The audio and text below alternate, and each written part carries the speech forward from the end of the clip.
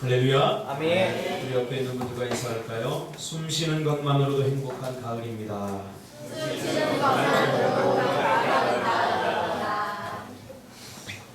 좋지요. 행복한 시간들 보내시기 바랍니다. 오늘 이 말씀 중심에서 달라고만 하지 말고 하겠다고 하라. 달라고만 하지 말고 하겠다고 하라 라는 제목으로 하나님 말씀 전하겠습니다. 오늘 본문의 배경은 이렇습니다. 우리가 역사를 나눌 때 주전과 주후로 나누죠. AD와 BC로 나눕니다. 이 역사의 중심에 누가 있냐면 예수님이 있죠.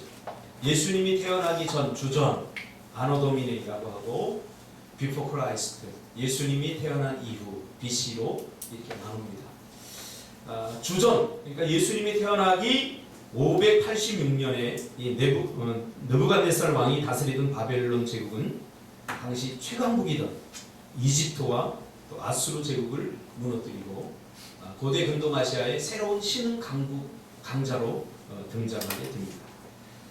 그 무렵에 이 무렵에 이스라엘에는 에레미야 선지자가 활동하고 있었습니다.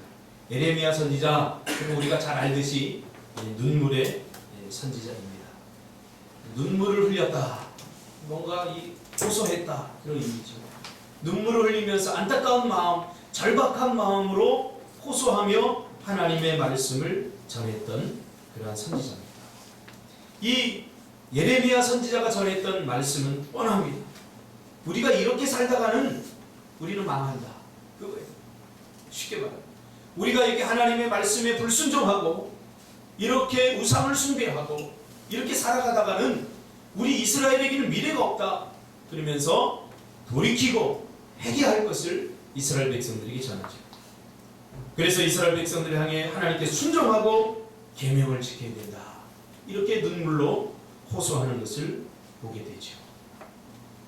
예레미야는 이미 미래를 본 거죠. 우리가 이렇게 살다가는 어떻게 될 것인가 뻔히 알게 되는 거죠. 그렇죠? 근데 이스라엘 백성들은 영적으로 무감각해서 그것을 깨닫지 못하는 거죠. 여러분, 우리가 영적인 아주 예민해야 돼요. 영적으로. 그래야 내가 지금 이렇게 살면 어떻게 되는지 우리 미래를 전망할 수 있게 되는 거죠. 미래를 바라볼 수 있게 되는 거죠. 가끔 제가 상담을 하다 보면 너 이렇게 살면 안 될 것 같은데, 그러면 그래요. 목사님 그걸 어떻게 하셨어요? 그걸 꼭 제가 그걸 눈으로 봐야 할 겁니까? 우리 하나님의 말씀에 비추어 우리의 미래를 보면 우리가 어떻게 될 것인지 뻔히 알지 않습니까? 바로 선지자인 이 에레미야의 눈에도 이스라엘 백성들은 이렇게 살면 안 될 것이라고 하는 그런 절박한 마음이 들었다는 거죠. 그래서 눈물을 뿌리며 호소하며 돌아오라, 돌이키라 라고 외쳤지만 그러나 아무 소용이 없었습니다.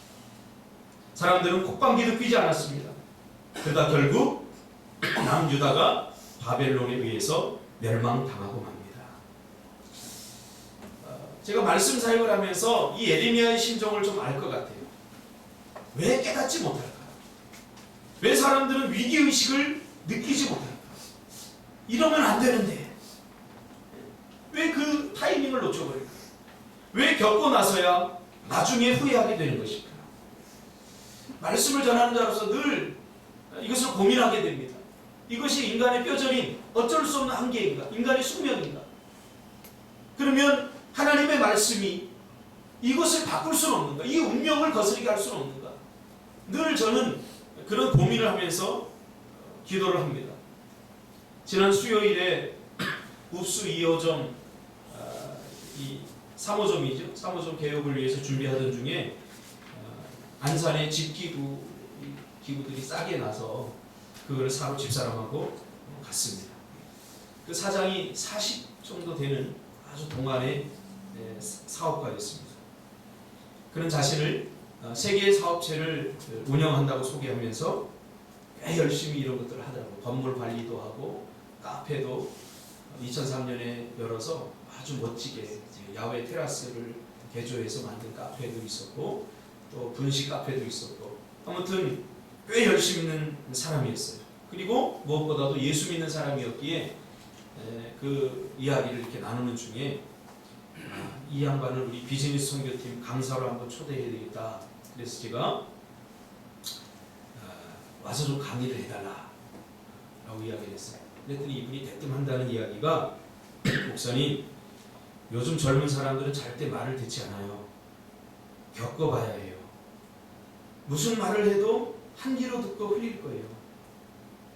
어떻게 저의 심정을 어떻게 그렇게 잘 아는지 콕 집어서 이야기하면서 마지막에 한마디 던졌어요. 저도 그랬어요. 저도 그랬어요. 근데 저는 이 말에 동감할 수가 없습니다. 이 말을 들으니까 공감이 생기기보다는 오기가 생겼어요. 거룩한 오기죠. 적어도 우리 청년들은 그렇지 않습니다 라는 어떤 반증을 하고 싶었어요. 요즘 젊은이들은 겪어봐야 합니다. 겪고 나서 그때 깨닫습니다. 비록 청년들의 문제만일까요? 그렇지 않다고 생각합니다. 우리 어른들도 잘 몰라요. 자꾸 할 때는 몰라요. 그러면서 자기 친구 이야기를 해주는데 옆에 가게를 하나 내는데 조언했다는 거예요. 사업을 뭐 10년 이상을 했으니까 절대 안 된다고. 하지 말아라. 하면 뭐 몇 달간 문을 닫는다 그러는데 막 열정이 가득해서 나는 다른 사람은 몰라도 나는 이거 꼭 성공할 거다. 그러면서 시작을 하더니 정말 연지 몇 달 안 돼서 가게를 닫았다는 거예요. 그래서 하는 얘기가 잘 말을 듣지 않습니다. 귀담아 듣지 않습니다. 우리가 성경을 읽고 설교를 듣는 것은 이스라엘이 한 그 실패를 극복하고 이스라엘의 전철을 밟지 말라고 우리가 설교를 듣는 것 아니겠습니까? 그렇죠? 이렇게 살아야 된다. 혹은 이렇게 살지 말아야 된다. 우리는 성경을 통해서 분명히 우리의 미래를 조망할 수 있습니다. 근데 많은 그리스도인들이 역시나 똑같이 이스라엘 백성들이 실패의 전철을 기고하고 있는 것 같아서 때로는 마음이 아플 때가 있습니다. 저러면 안 되는데, 이렇게 살면 안 되는데. 우리가 싸워야 될 것이 무엇입니까? 저는 이런 운명론, 이런 숙명론과 싸워야 된다고 생각합니다. 그 젊은 사장이 저에게 한 말, 요즘 젊은이들은 말을 듣지 않습니다. 겪어봐야 합니다. 저는 우리 교회는 다르다고 생각합니다. 할렐루야. 네. 여러분들이 그 운명과 숙명을 깨시기를 바랍니다. 저는 이런 이야기 들으면 그냥 맞아. 저는 이게 잘 안 돼요. 우리는 달라. 왜? 우리는 그리스도인이기 때문에 그렇지. 너희들 어쩔 수 없어. 너희도 똑같아. 세상은 우리에게 그렇게 이야기하지만 우리가 세상에 우리는 다르다는 것을 보여줘야 되는 것. 이것이 그리스도인이라고 저는 생각합니다. 아무튼 느헤미야가 등장한 것은 그로부터 약 140년이 지난 후였습니다. 그러니까 나라를 빼앗기고 140년이 지난 후였죠. 그동안 여러 가지 일들이 있었죠. 고레스 왕에 의해서 1차로 포로가 귀환됐습니다. 그러니까 고레스라고 하는 사람은 굉장히 유대인들을 좋게 봤어요. 좋게 봐서 그들의 요구에, 유대인들의 요구에 1차적으로 포로 귀환을 시켜줍니다. 그것이 주전 537년입니다. 이때 수룹바벨의 지도 아래 49,897명이 다시 고토로 돌아갑니다. 유대 땅으로 돌아가죠. 이때의 목적은 뭐냐면 성전 재건입니다. 고레스에 의해서 성전이 재건이 되죠. 그런데 성전을 재건하려고 딱 하다가 이게 중간에 포기합니다. 왜? 성전을 재건할 사람 모여라! 우리가 고토로 돌아가서 다시 우리의 신앙을 재건하고 믿음을 재건하고 우리의 경제를 재건하고 다시 잃어버렸던 이스라엘 공동체를 회복하자. 그런 취지에서 제일 먼저 무엇을 회복할 것인가? 신앙을 회복하자. 그래서 성전을 이제 재건하러 갔는데 520년에 재개되다가 이게 멈춰버립니다. 왜냐하면 성전을 재건하면서 보니까 먹고 사는 것도 만만치 않고 성전을 재건하려면 많은 재물이 들고 또 헌신자들이 필요한데 시간이 흐르면서 점점 이 열정들이 식어져 가는 거죠. 그러다가 결국 516년에 중단되었다 다시 완공이 됩니다. 그리고 2차 포로 기한이 있었는데 458년에 이때는 우리가 잘 아는 에스라 에스라의 지도 아래 1754명이 귀환을 합니다. 이때 왕은 바사 왕입니다. 바사의 아닥사스다 왕입니다. 그리고 오늘 이 3차 445년에 느헤미야의 지도 아래 42,360명이 바로 귀환을 하게 됩니다. 이때의 목적은 무너진 성벽 재건입니다. 느헤미야는 비록 페르시아의 포로 신세였지만 그곳에서 성공한 사람입니다. 왕의 경호를 맡을 만큼 왕의 신뢰를 받은 그런 사람으로 성공한 거죠. 그러나 그는 자신의 성공에 만족하지 않았습니다. 왜냐하면 조국 이스라엘이 나라를 빼앗겼기 때문이죠. 그래서 자신은 비록 페르시아에서 왕의 경호를 맡을 만큼 왕에게 신뢰받고 사람들에게 신뢰를 받는 그러한 성공의 길을 달렸지만 늘 마음 한구석에는 뭔가 허전했던 거죠. 그래서 하나님께서 자신을 부르시고 나라와 민족을 위해서 무엇인가를 할 수 있다면, 백성들을 위해서 뭔가 할 수 있다면 자신의 모든 것을 포기하고 달려갈 준비를 이미 그는 다 하고 있었던 것이죠. 그러니까 느헤미야에게 있어서 나라를 빼앗긴 것은 끝이 아니었어요. 잃어버렸으면 어떻게 합니까? 다시 찾으면 됩니다. 실패하면 어떻게 합니까? 다시 일어서면 됩니다. 여러분에게 이 믿음의 마음을 가지시기를 주님의 이름으로 축복합니다. 아멘. 실패가 끝이다라고 생각해서는 안 돼요. 우리는. 그것은 부활 정신에 맞지 않아요. 잃어버렸으면 다시 찾으면 되고 실패했으면 다시 시작하면 되는 거예요. 이것이 예수 그리스도가 우리에게 준 부활의 정신입니다. 이 부활의 정신이 느헤미야의 가슴속에도 여전히 남아 있었던 거죠. 그래서 계속해서 나라를 잃어버린 지 140년이 지난 이후에 생각해 보세요.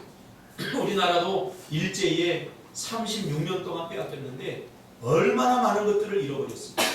그렇죠? 일제의 잔재들이 아직도 남아있지 않습니까? 근데 140년이 지났다고 하면 이미 몇 세대가 지나간 거예요. 몇 세대가 지나갔기 때문에 이스라엘, 유다는 가득하게 잊어버릴 수도 있어요. 이제 이스라엘 사람들은 페르시아에 정착하고 또 반 페르시아인들이 다 되어버렸어요. 그럼에도 불구하고 이 느헤미야의 가슴 속에는 여전히 나라를 회복하고 싶은, 나라를 다시 찾고 싶은 그런 꿈과 비전을 가지고 있었다는 거죠. 끈질깁니다. 이것이 중요합니다. 그는 자기만 잘 먹고 잘 사는 것이 아니라 자기 민족의 배고픔과 고통에 관심을 가지고 있었던 거죠. 그래서 그의 형제 하나니를 불러서 유다로 보내게 됩니다.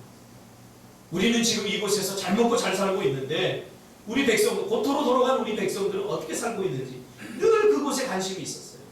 그래서 형편을 한번 살펴보라. 그리고 그의 형제 하나니를 유다 땅으로 보냅니다.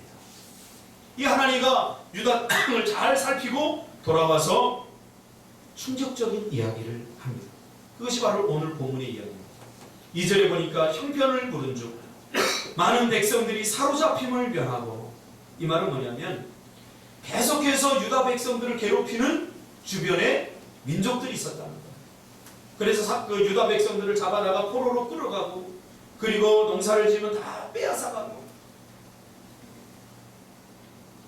그런 중에 사로잡힘을 면한 자들이 있고, 사로잡힘을 면한 사람들이 몇몇 겨우겨우 살아가는 사람들이 있고, 남아있는 자들이 그 지방 거기에서 큰 환난을 당하고 능력을 받으며 예루살렘 성은 허물어지고 성문들은 불타 있었습니다. 이렇게 하나니가 느헤미야에게 유다의 형편을, 이스라엘의 형편을 그대로 적나라하게 보고를 합니다. 상상해 보십시오.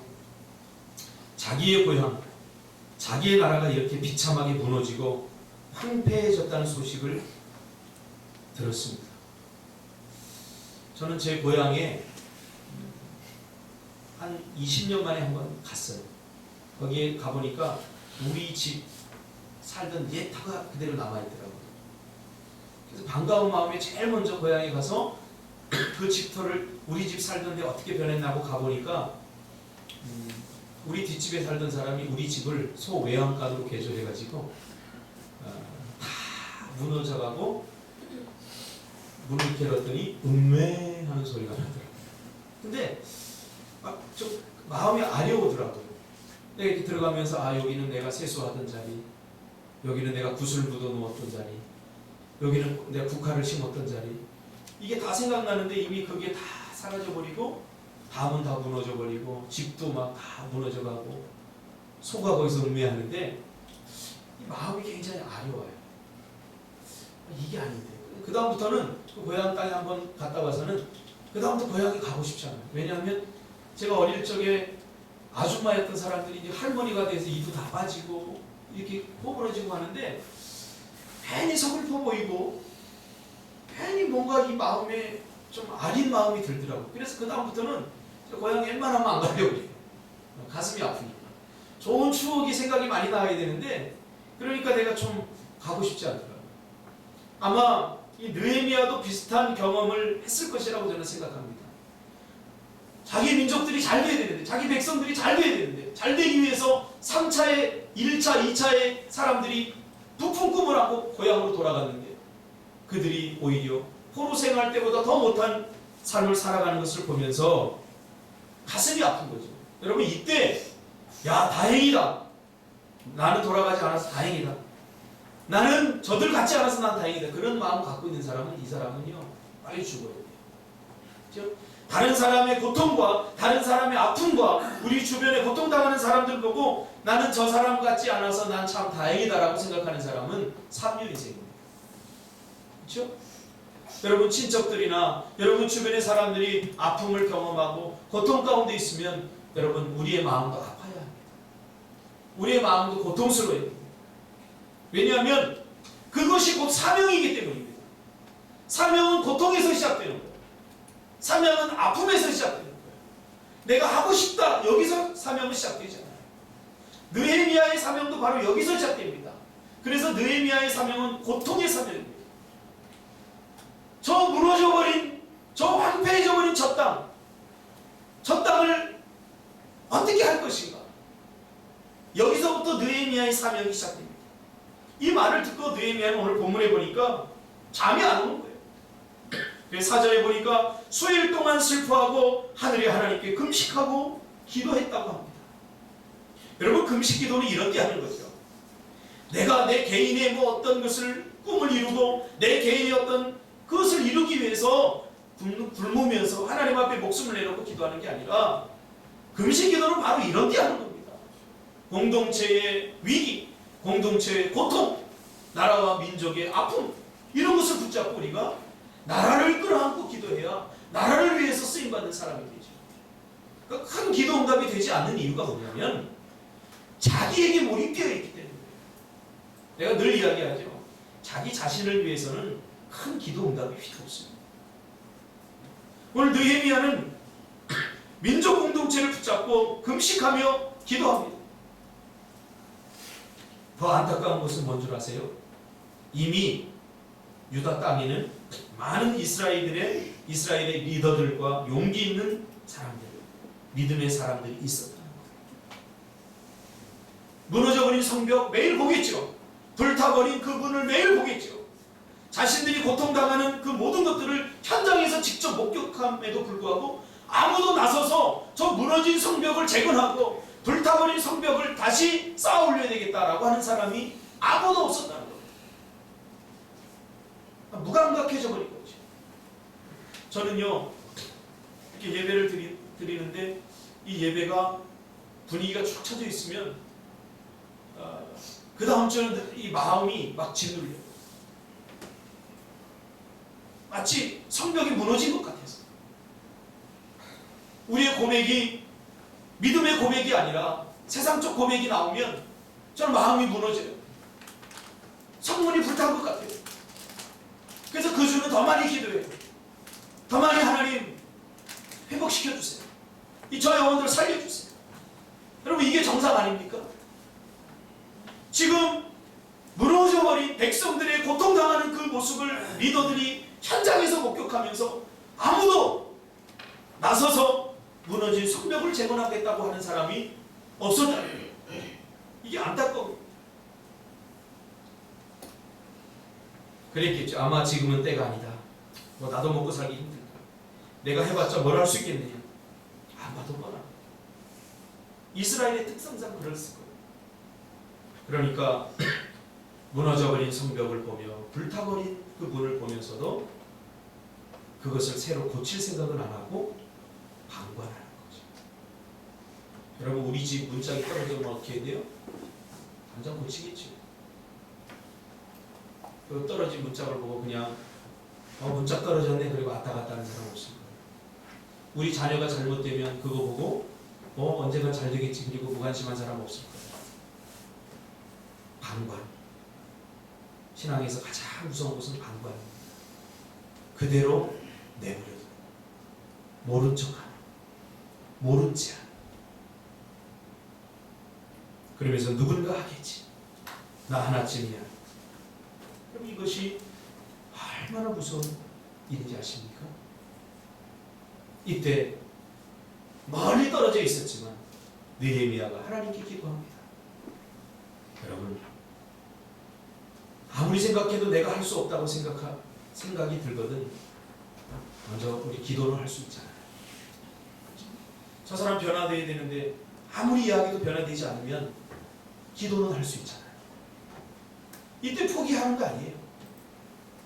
기도로 시작해야죠. 기도하면 됩니다. 큰 일을 우리가 할 수는 없지만 적어도 기도는 할 수 있잖아요. 이게 바로 느헤미야의 심정입니다. 내가 당장 달려가고 싶지만 지금 달려갈 수 없는 형편이에요.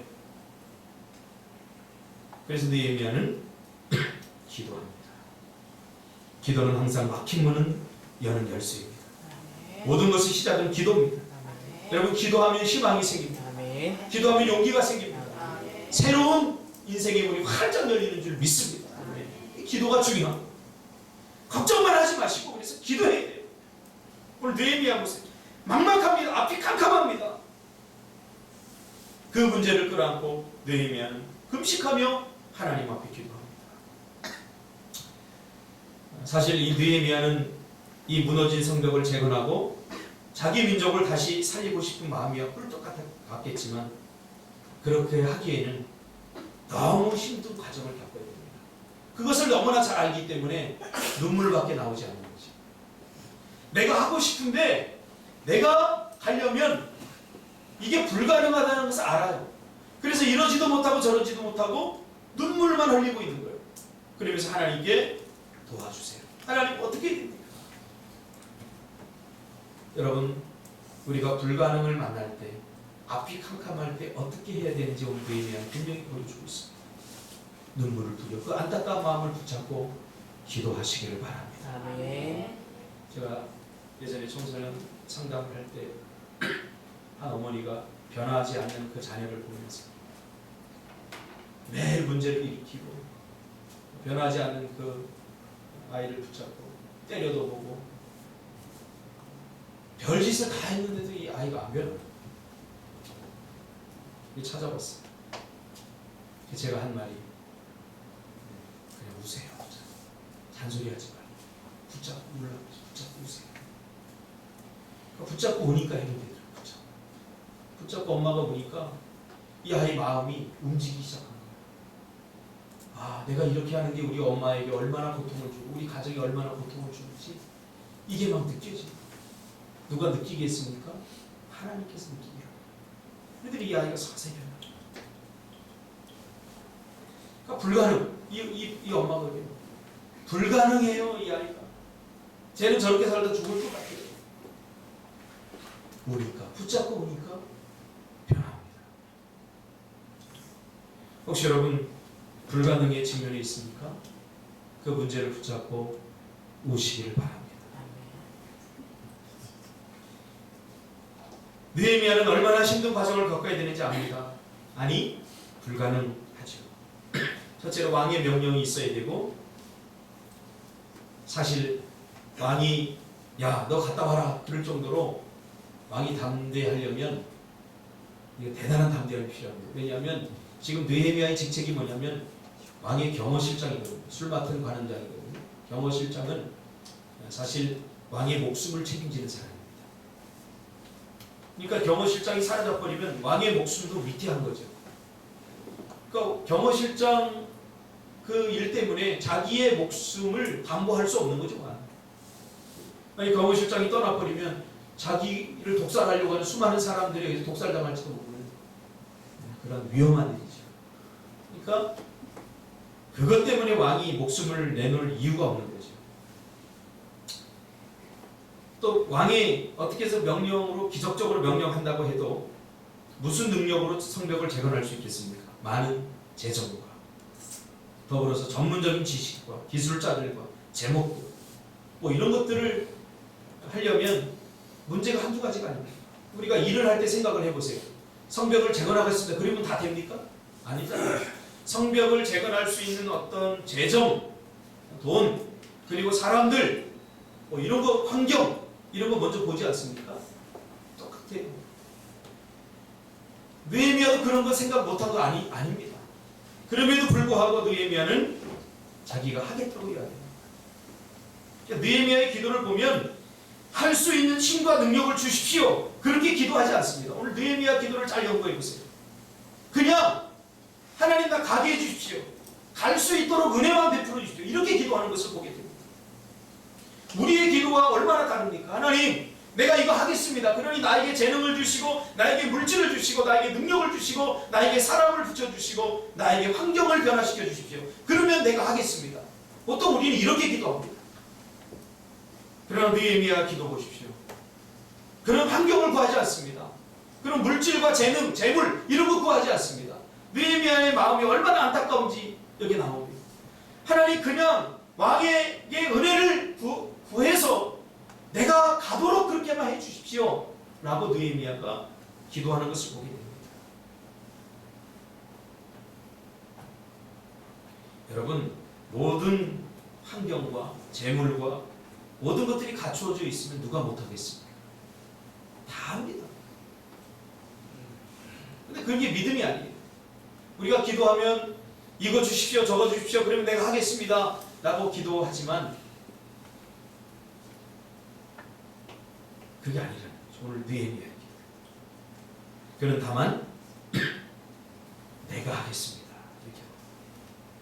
모든 조건과 환경이 힘들고 어렵지만 내가 하겠습니다. 여러분 이런 긍정적이고 적극적인 기도를 드리시길 바랍니다. 아멘. 위대한 기도 아닙니까? 그는 아무도 없다면 내가 하겠습니다 라고 굉장히 무모한 기도를 드리는 것이죠. 이것이 하나님의 마음을 감동시키고 움직이는 키워드입니다. 내가 할 수 있는 일이 하나님은 굳이 나서지 않습니다. 내가 할 수 있을 것 같아요. 그러나 하나님은 언제 두 손을 걷어붙이고 우리의 일을 돕느냐? 우리가 할 수 없는데 하겠다고 나설 때 그때 두 팔을 걷어붙이지 않겠습니까? 그렇죠? 우리가 할 수 있는 일에 하나님은 침묵하고 계셔요. 그러나 우리가 할 수 없는데 아무리 하나님이 봐도 저 녀석 저거 못하는데 그래도 하겠다고 나설 때 그때 하나님은 두 손과 두 팔을 걷어붙이고 돕는 거죠. 저는 그런 걸 많이 경험하게 됩니다. 하나님만이 할 수 있게 우리가 하나님의 마음을 감동시킬 수 있는 것 뭡니까? 불가능한 일 앞에서 못하겠습니다. 할 수 있는 힘을 달라고 하는 것이 아니라 그래도 내가 한번 해볼게요. 내가 하겠습니다. 그래서 왕 앞에 오늘 목숨 걸고 나갑니다. 우리가 잘 알듯이 이 고대 근동아시아의 왕은 신과 동국입니다. 그래서 왕 앞에 나갈 때는 밝은 얼굴로 나가야 돼요. 만약에 왕 앞에 나가는데 여러분들처럼 죽상을 하고 나가면 다 죽습니다. 야, 전보람이 끌어내 죽여. 감히 왕이 행복한데 저게 왕의 얼굴을 금신되게 해? 그래서 왕 앞에 나갈 때는 화장을 하고 밝게 하고 최대한 나가야 됩니다. 근데 오늘 본문에 보니까 느헤미야가 일부러 자기의 표정을 숨기지 않고 수심이 가득하여 왕 앞에 나갑니다.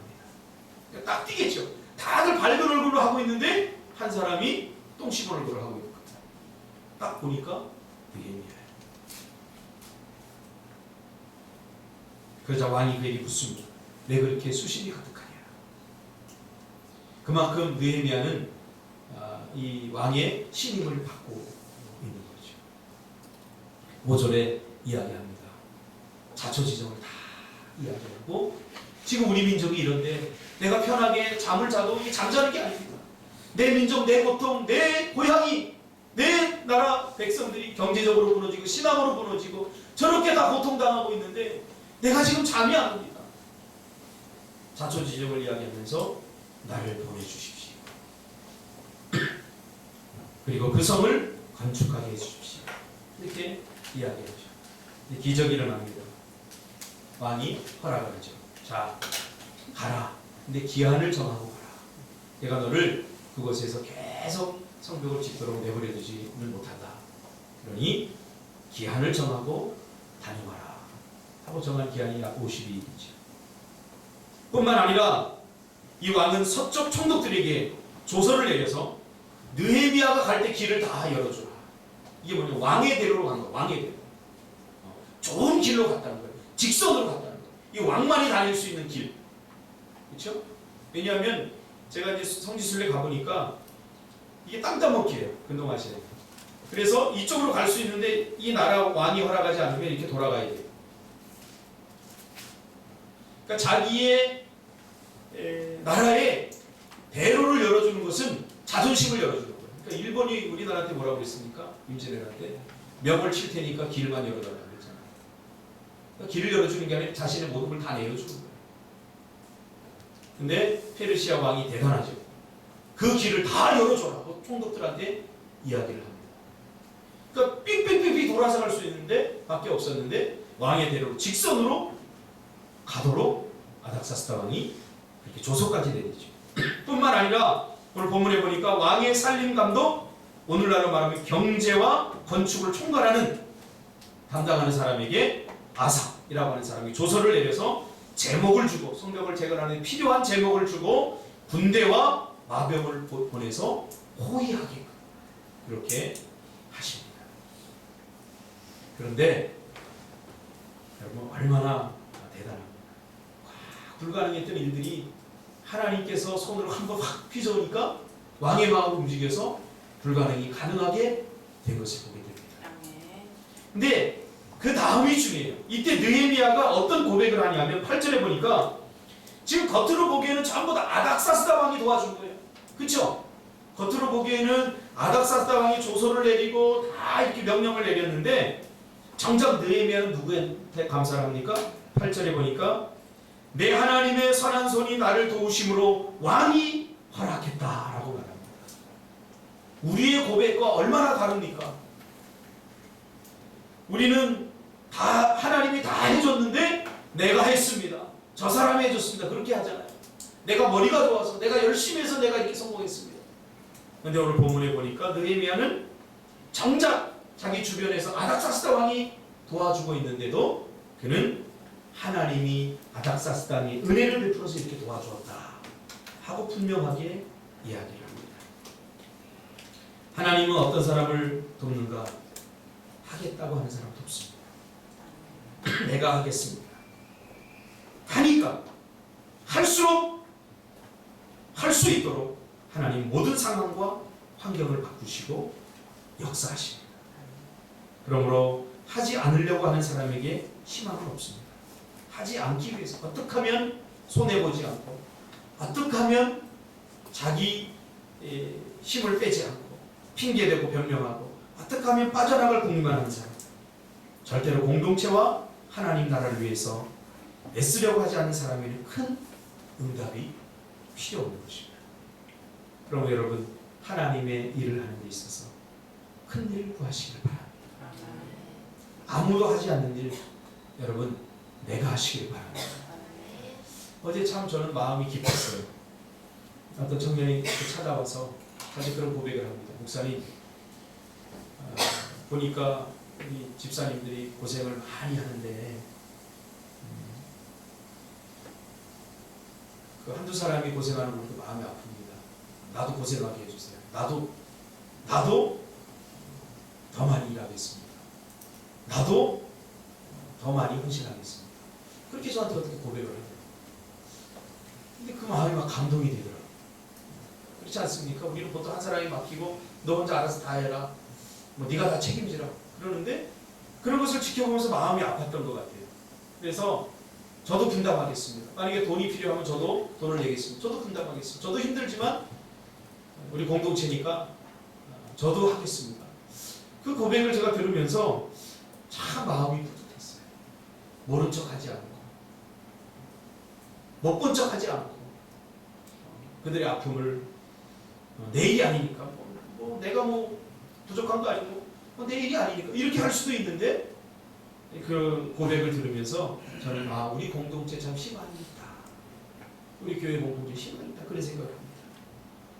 손해봐도 여러분 하나님이 기뻐하는 일이라면 하시길 바랍니다. 아멘. 나에게 능력이 없는 일일지라도 내가 능력이 없더라도 하나님이 기뻐하시면 여러분 하시기를 주님의 이름으로 축복합니다.